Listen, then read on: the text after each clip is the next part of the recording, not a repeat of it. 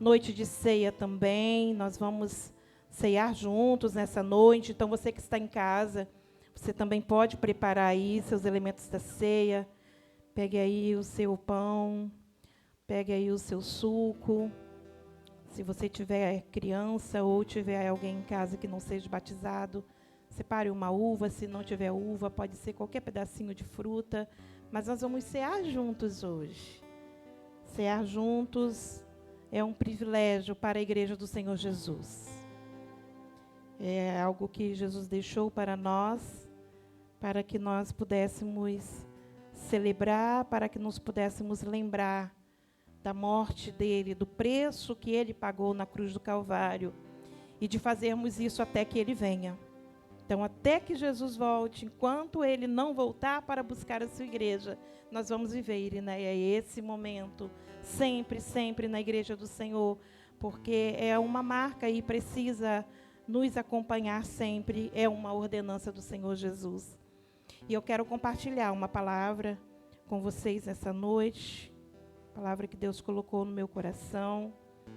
Eu estou fazendo a leitura de um livro e Deus me chamou muita atenção, né, para um dos capítulos, né, desse livro, que fala sobre a onisciência de Deus. Fala do Deus que nós servimos, do Deus que nós conhecemos e que buscamos a conhecer cada dia, né, porque Deus é tão grande, é tão maravilhoso, é tão infinito, é tão grandioso, que cada dia, né, em que nós temos a oportunidade de estar diante da sua palavra, é o privilégio que Ele nos dá, a graça de poder ir conhecendo a Ele, né, a cada dia mais um pouquinho.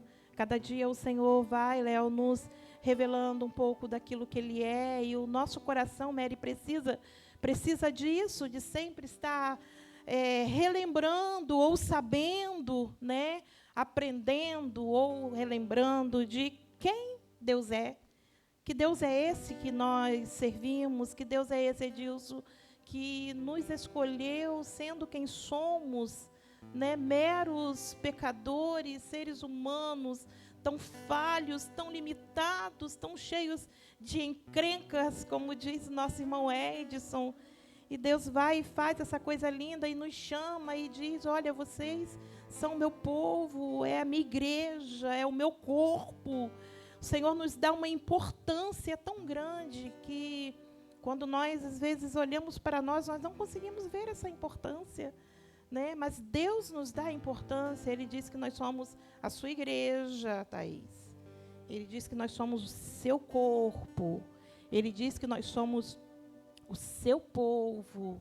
Somos uma nação santa, somos um povo separado, um povo adquirido, que Ele comprou com o seu próprio sangue, pagando, né, o preço, entregando o seu filho para, né, morrer na cruz, para que nós estivéssemos aqui representando a sua igreja, né? E eu quero ler com você os Salmos 139. O Salmo 139 é um hino, né, de louvor ao Deus onisciente. Esses salmos, ele fala da onisciência de Deus. Fala de... Tenta expressar para nós. Tenta expressar, ensinar, mostrar para nós, né, que o nosso Deus é um Deus onisciente, é um Deus que sabe de todas as coisas. E poder falar, poder compartilhar um pouquinho, vai nos ajudando a entender, né, a profundidade da onisciência de Deus. E esse salmo, ele traduz, né, para nós, e nós vamos ler, né, esses Salmos 139. Senhor, tu me sondas e me conheces.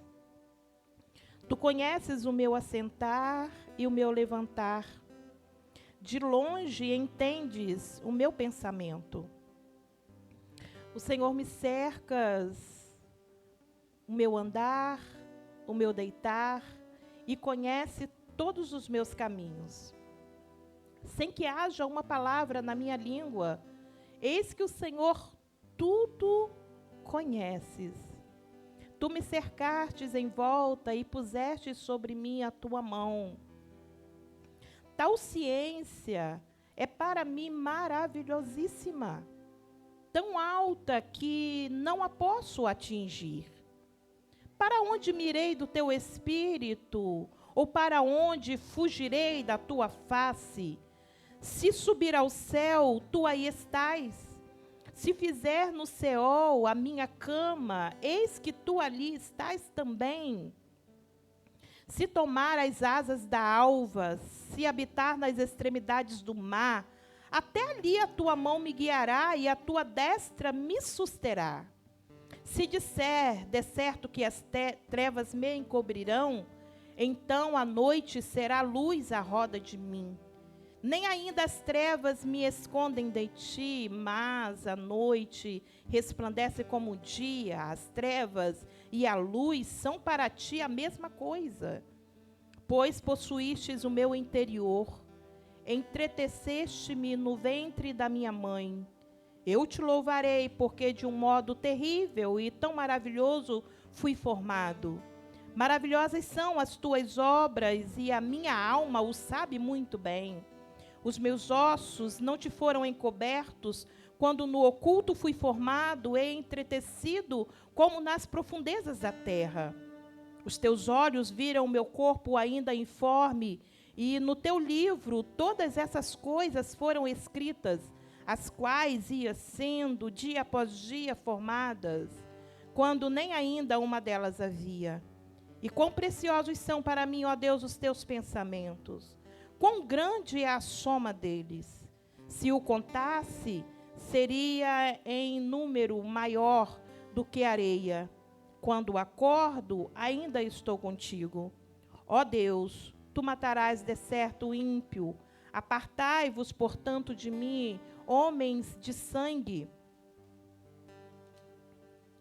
Pois falam malvadamente contra ti, e os teus inimigos tomam o teu nome em vão. Não aborreço eu, ó Senhor, aqueles que te aborrecem, e não aflijo por causa dos que se levantam contra ti? Aborreço-os com ódio completo, tenho-os por inimigos. Sonda-me, ó Deus, e conhece o meu coração. Prova-me e conhece os meus pensamentos. E vê se há em mim algum caminho mau, e guia-me pelo caminho eterno. Senhor, nós estamos diante da tua presença.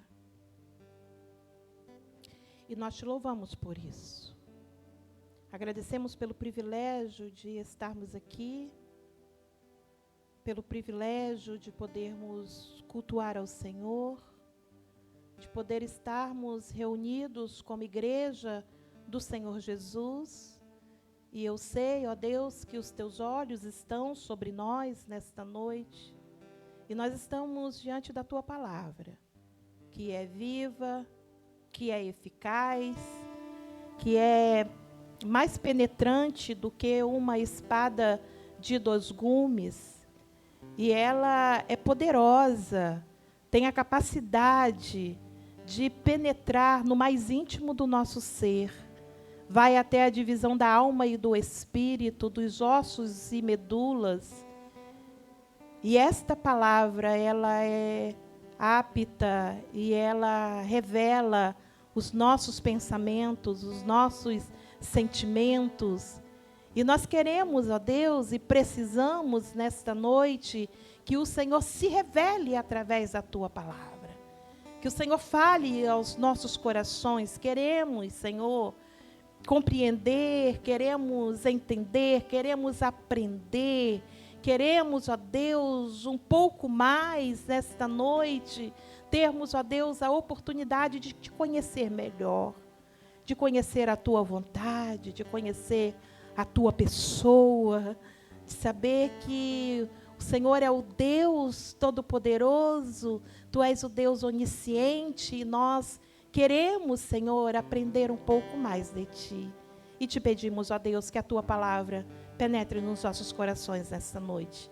Alcance, ó Deus, o nosso coração hoje.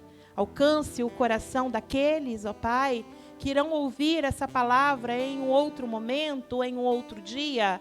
Aonde, ó Deus, essa palavra tiver o alcance, alcançar vidas, que ela possa ministrar os corações, que possa tocar, transformar, amadurecer, dar vida e vida em abundância, porque nós queremos viver, ó Deus, o Teu sobrenatural todos os dias, e nós queremos nessa noite receber a Tua palavra, em o nome de Jesus.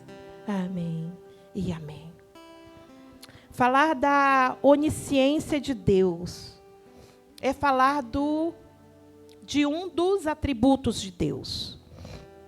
Atributo, né, é aquilo que é próprio, aquilo que é peculiar, é algo específico, é algo particular. E a onisciência só Deus tem. Não existe ninguém na face da terra, não existem anjos, não existem demônios, não existe ninguém que tenha esse atributo, que seja onisciente, que tenha a onisciência, que tenha esse atributo, a não ser Deus. Onisciência significa que Deus tem o conhecimento completo de tudo.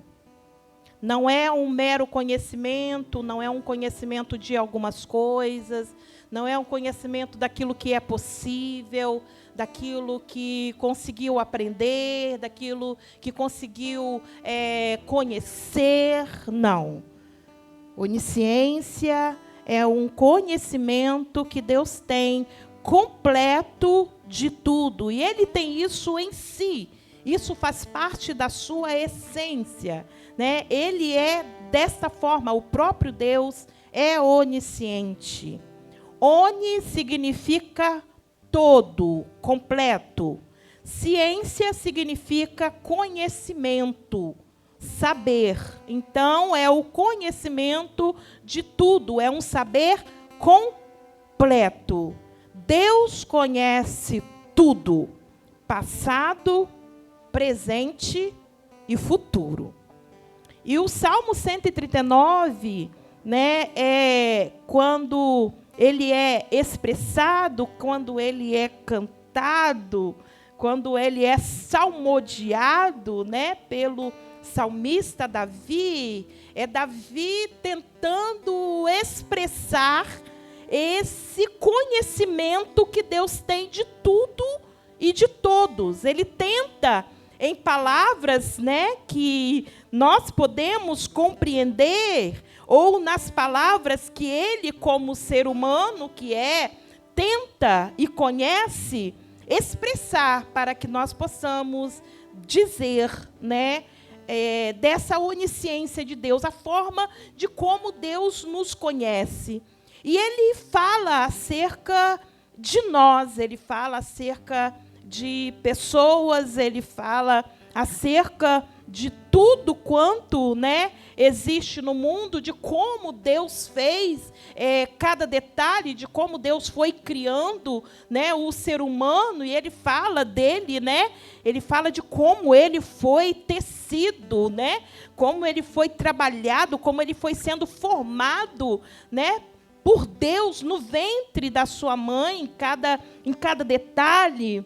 E ele começa a dizer, olha, não existe uma forma de viver nesse mundo e de não ser conhecido por Deus.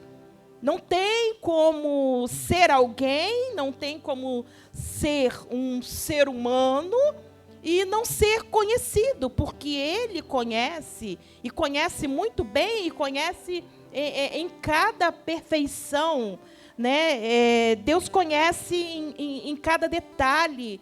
E o conhecimento de Deus, né? Dizer que Ele é onisciente, equivale a nós dizermos Ele tem um conhecimento perfeito de tudo, né?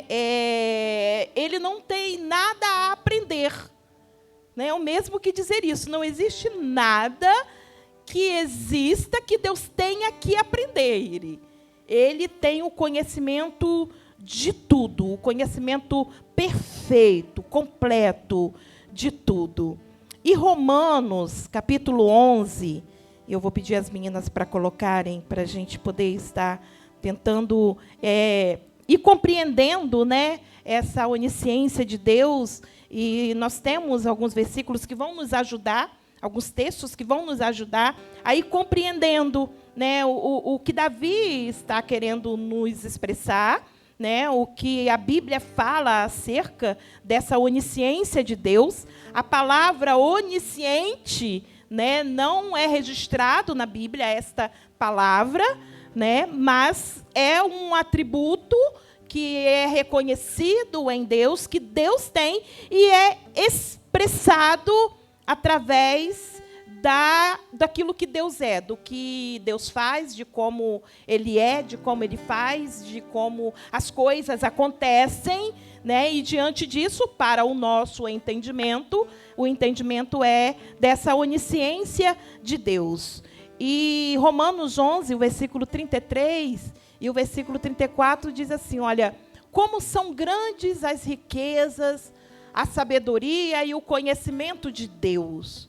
É impossível entendermos suas decisões e os seus caminhos. Pois quem conhece os pensamentos do Senhor? Quem sabe o suficiente para aconselhá-lo? Isaías 40, 13 e 14 também fala acerca desse conhecimento de Deus. Quem pode orientar o Espírito do Senhor? Quem sabe o suficiente para aconselhá-lo ou instruí-lo? Acaso o Senhor já precisou de conselho de alguém? Necessita que o instruam a respeito do que é bom? Alguém lhe ensinou o que é certo ou lhe mostrou o caminho da sabedoria? Nós vemos que são perguntas, né, e são perguntas retóricas, tanto de Romanos 11 quanto de Isaías 40, falam de perguntas que foram feitas pelo profeta Isaías e foram feitas pelo apóstolo Paulo. Eles declarando que Deus jamais precisou aprender alguma coisa. Quem, pois, foi o seu conselheiro? Quem, pois, ensinou a ele? Ó profundeza das riquezas e da sabedoria! Quem, pois, tem essa capacidade de alcançar? Quem, pois, foi o seu conselheiro? Quem foi que ensinou todas essas coisas para Deus? Foram perguntas que eles foram fazendo, tentando dizer o seguinte: Deus não tem nada que Ele tenha que aprender. Deus não precisou de nada para aprender, porque Ele é o conhecimento, Ele é a sabedoria em si mesmo, em si próprio.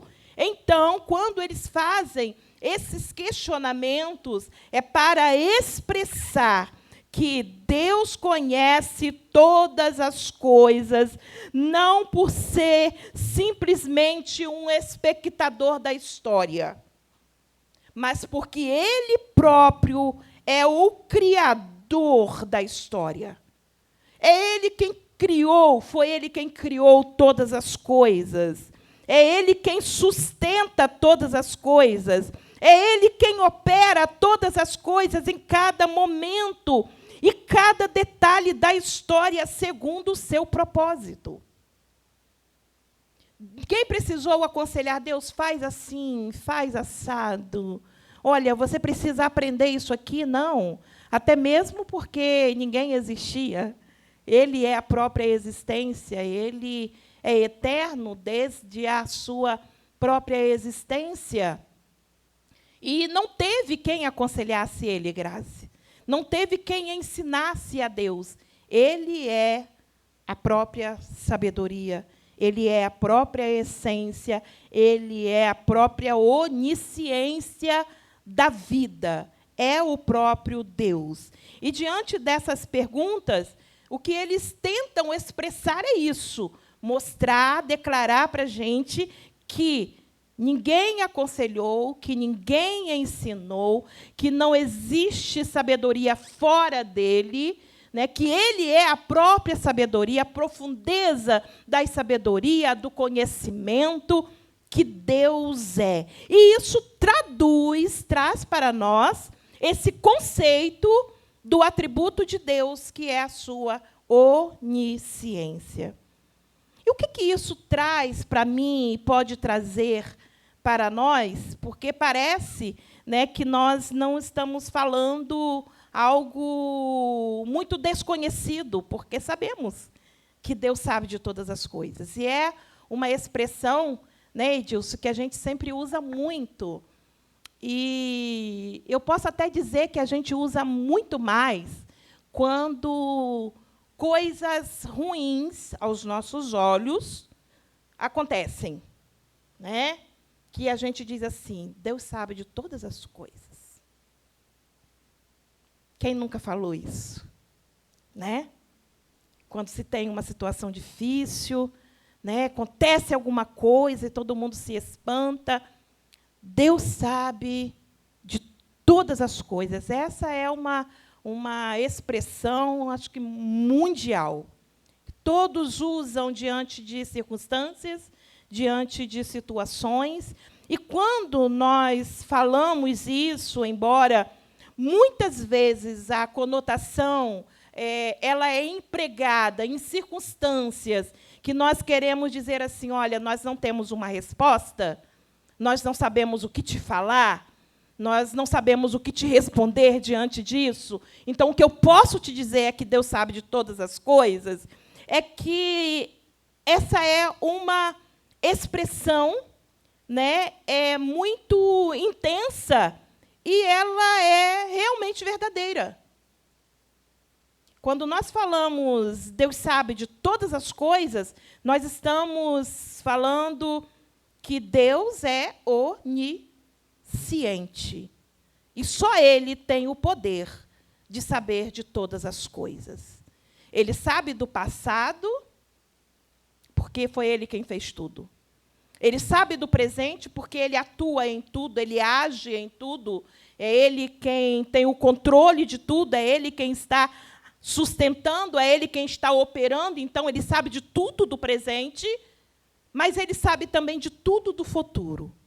Aquilo que para nós é futuro, para nós é algo que talvez viveremos, não sabemos, mas Deus já sabe, Léo, de tudo. Absolutamente de tudo. E Ele realmente sabe de todas as coisas. E essa intensidade é que nós precisamos trabalhar um pouco e pensar um pouco sobre isso, para não ser mera expressão de que, como eu não tenho uma resposta, é muito simples. Deus sabe de todas as coisas, mas isso vai muito além. É muito mais profundo, é muito mais intenso. Porque quando nós dizemos Deus sabe de todas as coisas, e quando o salmista ele diz: olha, o Senhor é que me sonda, é o Senhor quem me conhece, o Senhor sabe o meu deitar, do meu levantar, quando me assento, quando me levanto, é o Senhor quem me cerca, é o Senhor quem sabe dos meus caminhos, o Senhor sabe quando não houve ainda a palavra saindo na minha boca, ainda é um pensamento, o Senhor já sabe, ou até aquilo que ainda nem é pensamento ainda, o Senhor sabe. É isso que o salmista Davi está dizendo quando nós falamos Deus sabe de todas as coisas. Nós estamos falando assim como Ele fala, e nós precisamos entrar nessa profundidade quando Ele diz: olha, esse tal conhecimento, né, no versículo 6, ele fala, olha, esse tal conhecimento do Senhor, esse tal conhecimento de Deus, essa tal onisciência de Deus é tão maravilhosa, é maravilhosíssima, que não posso atingir, não posso alcançar. É tão alta que, humanamente falando, não tem como alcançar. É dizer que ele conhece tudo, em cada detalhe, e possibilidades em todo o tempo. É pensar, quando nós fazemos as nossas escolhas, quando nós tomamos as nossas decisões, né, nós não sabemos quais serão as consequências. Essa é a realidade. Nossa, eu preciso decidir, eu preciso resolver essa situação, eu vou fazer dessa forma. Mas a verdade é que nós não sabemos quais serão as consequências, não sabemos quais serão os resultados que trarão para nós. Mas Deus já sabe. Ele sabe que, se nós tomarmos decisão A consequência que terá, os resultados que terá. Se tomarmos a decisão B, fizermos a escolha B, ele sabe os resultados e consequências que terão. Então, essa onisciência de Deus é dizendo assim, olha, ele conhece tudo em cada detalhe e todas as possibilidades, isso o tempo todo, nada foge em tempo nenhum. Deus não dorme, né? Deus não tosqueneja, Deus não cochila, não dormirá, não dorme. O guarda de Israel, diz a palavra. Mary, ele não dorme em todo segundo, em todo momento. Tem aquele momento difícil em que, às vezes, a gente pensa assim, e isso passa muitas vezes na nossa cabeça, quando está muito difícil, parece que Deus não está me vendo. Isso é impossível, Thaís. É impossível. Ele está atento e conhece cada detalhe, cada possibilidade, e isso em todo o tempo. A onisciência de Deus abrange todas as possibilidades, ou seja, ele tem ciência de todos os acontecimentos possíveis. Aqueles que ainda não aconteceram, Deus tem o conhecimento. Que nunca ocorreu, ele sabe perfeitamente qual teria sido o impacto na história se cada uma das possibilidades tivessem sido concretizadas. Eu quero te convidar a refletir, e eu vou pedir às meninas para colocarem, para a gente tentar, né, trazer para a nossa aplicação, trazer para o nosso coração, Salmos 81, a partir do verso 8, até o verso 16. Vai falar de situações que aconteceram, né, de acontecimentos que aconteceram, e Deus dizendo, olha, se tivessem feito dessa forma, o resultado seria esse. Mas não me ouviram, mas não quiseram, né, ouvir os meus mandamentos, prosseguir como eu gostaria que fizessem, porque teriam esses resultados.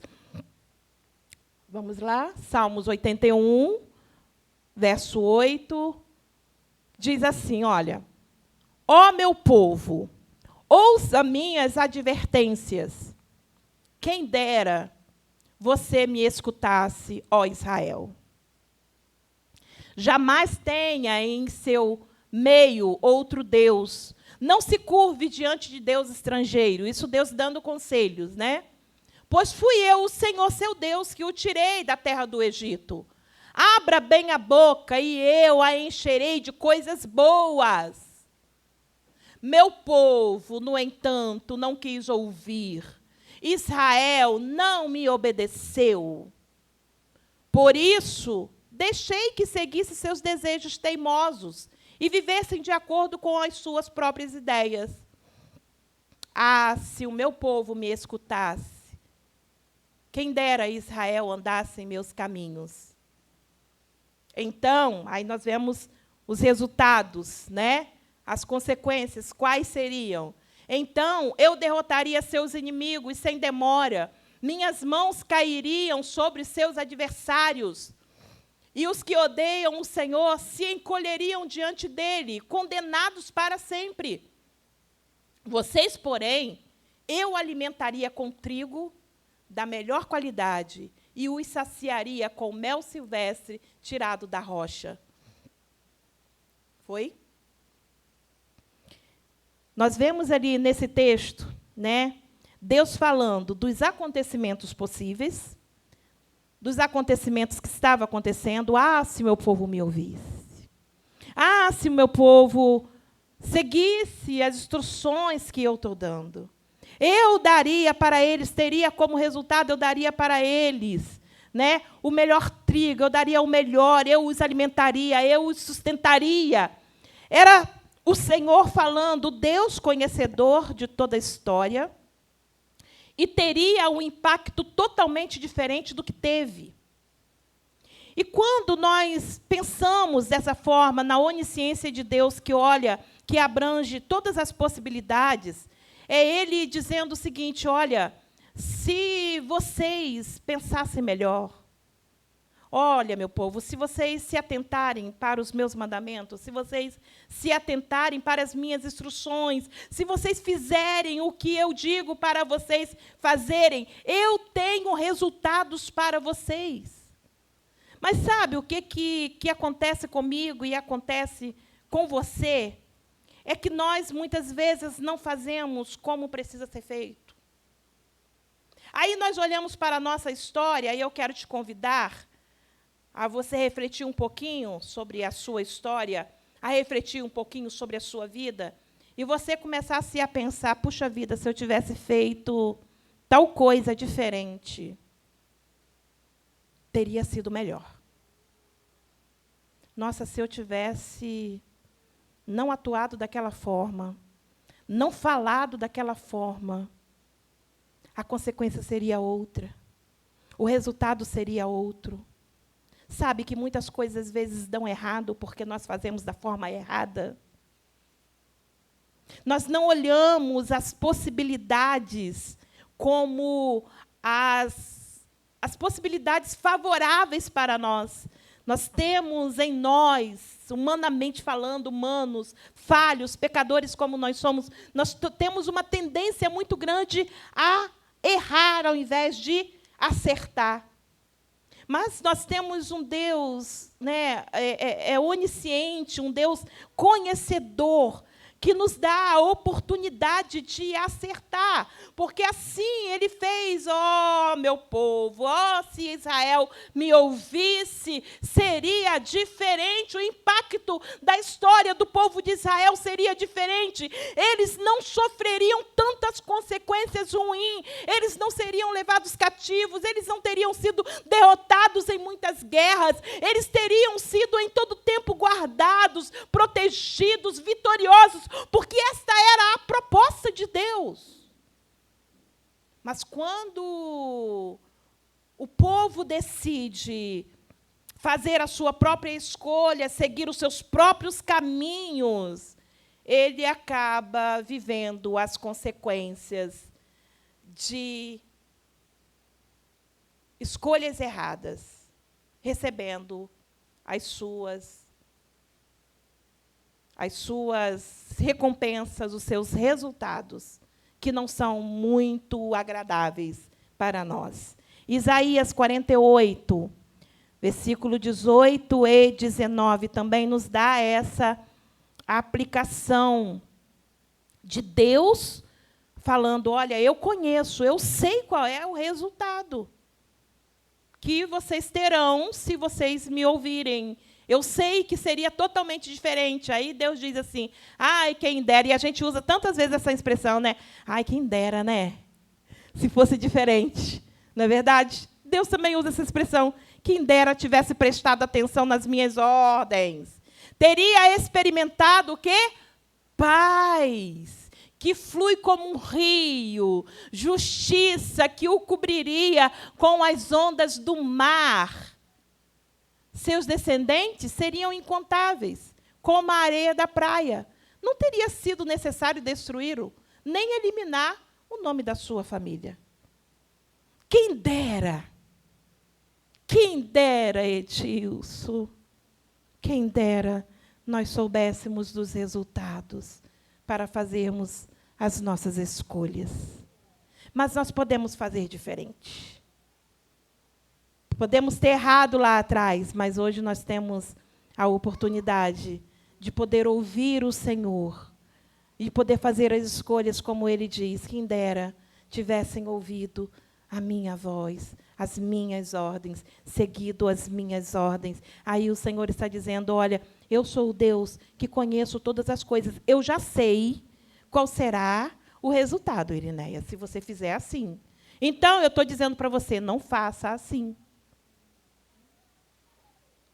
E nós temos esse privilégio de termos um Deus que compartilha o saber dele conosco, já dizendo para nós o que vai dar certo e o que não vai dar certo. E isso nós temos na sua palavra. Nós temos a palavra que nos alinha com essa vontade de Deus. Nós temos a palavra que nos instrui, que nos caminha, que nos dá a direção, né, que é o caminho para que nós possamos seguir, a fim de que o Senhor não fale também isso de nós. Quem dera. Quem dera que Laís tivesse ouvido as minhas ordens. Teria sido diferente. Eu teria abençoado, eu teria feito com que a sua vida tivesse paz, receberia paz, a sua vida teria um rio de água viva. E são promessas, tantas promessas que a palavra de Deus nos tem para nós, se nós seguirmos as suas ordens. Por causa de quê? Da sua onisciência, que Ele já sabe o que vai dar certo e o que não vai dar certo. Então, pensando em nossa história, pensando nas possibilidades da nossa vida, nós podemos acertar para recebermos a recompensa daquilo que Deus já sabe que vai dar certo. Pode dar certo, Grazi. Sabe por que não dá certo? Porque, às vezes, nós queremos fazer do nosso jeito. Parece ser mais fácil do nosso jeito, né? Ah, se tem que brigar, eu vou brigar, acabou. Resolver logo essa situação. Ah, como assim? A pessoa fala e eu vou ficar quieta o tempo todo no trabalho? É tão difícil, né, meu filho? É difícil. E, às vezes, tem confronto, e, às vezes, para que as coisas deem certo, você precisa se calar. Às vezes, você precisa ter equilíbrio. Às vezes, em casa. Por que, às vezes, o filho não dá certo? Aí, às vezes, as coisas acontecem totalmente errado. Porque nós falamos na hora errada, ou nos calamos na hora errada, quando não era para calar, ou nós murmuramos, amaldiçoamos e falamos tantas coisas que trazem como resultados para nós totalmente contrário daquilo que Deus tinha ou daquilo que Deus tem para nós. Mas nós temos a oportunidade de acertar em nome de Jesus, porque nós temos um Deus onisciente que sabe dos resultados, e Ele vai lá e fala com a gente, vai lá e toca, olha, faz diferente. Muda um pouquinho, muda a sua forma de ser, muda a sua forma de falar, muda o seu comportamento, muda as suas atitudes, porque mudando assim, também os resultados mudarão. Muda por dentro para que você veja os resultados por fora. É isso? Não tem como aquilo que está ao nosso redor mudar se nós não mudarmos dentro de nós, o nosso interior. Então, o Deus que conhece tudo em cada detalhe, em todas as possibilidades, esse é o Deus onisciente e é o Deus que nós servimos. E a nossa vida pode ser diferente. Pode ser diferente. É Deus nos dando possibilidades de vivermos melhor, em que Ele não tenha que dizer, quem dera tivesse feito como eu falei para ser feito. Deus, em sua onisciência, Ele também conhece tudo em cada um. As suas fragilidades, cada um em seus medos, cada um em suas dores, cada um em seus pavores. A vida é tão cheia disso, né? Nós somos tão cheios disso, tão cheios de fragilidade, tão cheios de medos, tão cheios de dores, tão cheios de pavores, mas a onisciência de Deus abrange a fragilidade de cada pretexto. Ele conhece tudo em um grau infinito, de modo que não precisa obter nenhum tipo de informação. Nós não precisamos dar para Deus a explicação, não precisamos dar para Deus informações e dizer, porque eu sou frágil por conta disso, porque eu tenho medo por conta daquilo, porque não dá certo por causa do outro, porque o marido não faz, aí por isso que acaba não dando certo, porque o filho é assim, porque o meu patrão ele é terrível. Deus não precisa de informações das fragilidades da nossa vida, porque Ele conhece todas. Ele não precisa de desculpas diante dos nossos comportamentos. Ele sabe os verdadeiros motivos. Até muito mais do que nós, porque nós damos, às vezes, desculpa, mas, na verdade, aquilo ali não é a verdade. Mas Deus sabe, por completo, a verdade. Ele conhece em todas as nossas fragilidades, em todos os nossos medos, em todas as nossas dores, em todos os nossos pavores. O versículo 6 e 7 diz assim, aliás, o 8, né? 7. Para onde eu irei do teu espírito? Ou para onde fugirei da tua face? É o salmista já dizendo, olha, nem adianta tentar, porque não tem para onde fugir. Você que está em casa, que está aí conosco, online, saiba, meu querido e minha querida, não tem para onde fugir da onisciência de Deus, do Espírito de Deus. Não tem para onde fugir da face dele. Se subir ao céu, ele está. Se fizer no céu ou nas profundezas, a nossa cama, ali ele está também. Se subir nas asas da alva, habitar nas extremidades do mar, até ali a tua mão me guiará e a tua destra me susterá. As trevas não poderão encobrir, não tem como se esconder através das trevas, porque para Deus trevas e luz é a mesma coisa. E ele começa explanando e dizendo, não tem de onde fugir. Isto é, Deus, ele nos conhece no profundo. Ele sabe, Priscila, exatamente quem você é. Cada detalhe que nem o seu marido conhece. E nem vai conhecer, vocês podem fazer 50, em nome de Jesus, né? 60 anos, se Jesus não voltar antes disso, né? Ele não vai te conhecer como Deus te conhece. Nos mínimos detalhes, naqueles medinhos que você não fala, naquelas fragilidades que ele nem percebe, não tem como conhecer, mas diante de Deus também não tem como nos escondermos. Mas eu tenho uma notícia muito boa para dar para você, e que foi uma notícia boa para mim, porque aí eu comecei a ficar, meu Deus do céu, como que é isso? Né? Aí eu olho para mim, aí eu começo a perceber quem eu sou, eu começo a analisar, a avaliar quem eu sou, conhecendo os meus medos, conhecendo as minhas dores, conhecendo os meus pavores, conhecendo as minhas encrencas, conhecendo as minhas limitações, conhecendo as minhas fragilidades, conhecendo os meus pecados, aí eu, estou encrencada.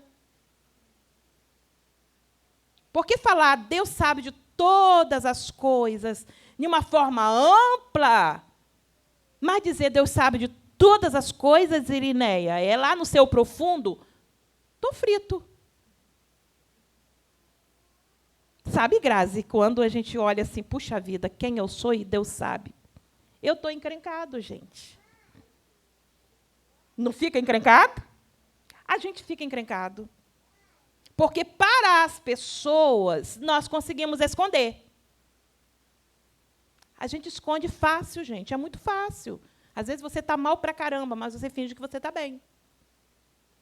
Você tem uma fragilidade, eu tenho uma fragilidade, eu não quero que ele saiba disso, ela não precisa saber dessa minha fragilidade, é vergonhoso para mim, eu tenho vergonha disso. Então, o que é que eu vou fazer? Eu vou camuflar, eu vou esconder. Só que de Deus não tem como esconder. Porque Ele sabe de tudo, tudo, tudo.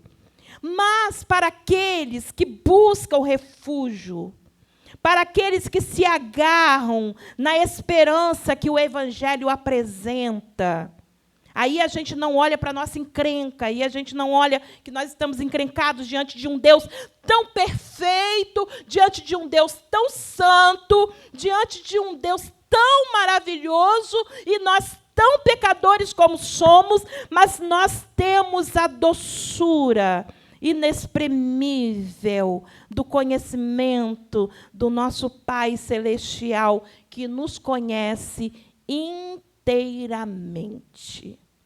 Mas, pastora, isso é bom? Isso é bom, porque nós não estamos falando de homens que julgam. Isso é bom, porque não estamos falando de homens que não perdoam. Isto é bom, que não estamos falando de homens que não nos compreendem. E que às vezes olham para nós e acham que nós temos que ser super crentes, super homens, super mulheres, que nós temos que dar conta de tudo, que tudo tem que sair tudo muito certinho, que tem que ser o marido perfeito, que tem que ser a esposa perfeita, que tem que ser o filho perfeito. Aí nós saímos desse lugar, do olhar do homem, para viver o olhar de Deus, que é Deus compassivo, que é um Deus Pai, que olha para nós, vê tudo feio, tudo mesmo, mas Ele não olha julgando a nossa feiura. Ele olha, Ele conhece a nossa feiura, e Ele também não nos dá o direito de ninguém nos acusar. Quem tentar nos acusar não vai ter sucesso, porque nenhuma condenação há para aqueles que estão em Cristo Jesus, que não vivem mais segundo a carne, mas vivem segundo o Espírito, que não é velha criatura, mas é nova criatura. E esse olhar, ele também não dá direito para que exponham o nosso passado, para que exponham a nossa fraqueza, e que também a nossa fraqueza, a nossa feiura, não é capaz de nos afastar de Deus quando ela é revelada. Essa é uma ótima notícia. Quando Davi, lá no finalzinho, ele fala, olha, essas pessoas aí, esses homens maus, que falam mal do Senhor, tá? O ímpio mata tudo. Quem dera que o Senhor matasse todo mundo. Eu sinto ódio, eu sinto raiva desse povo. Sabe, é Davi mostrando a sua feiura. É Davi falando para Deus. E ele diz, olha, aparta de mim esses homens de sangue. Aí ele vai e completa dizendo, eles falam malvadamente contra o Senhor. Eu não vou me aborrecer com isso? Eu não vou me entristecer com isso? Eu me aborreço, sim, com ódio completo. Olha só. Me aborreço com ódio completo. Eu os tenho por meus inimigos, porque são inimigos do Senhor. Sabe, é Ele mostrando a feiura dele. E que não é muito diferente da nossa feiura, não. Mas, logo após, Davi, ele segue dizendo assim, ai, Senhor, sonda-me e me conhece. É sim, é esse Davizinho feio aqui que o Senhor conhece. O Senhor conhece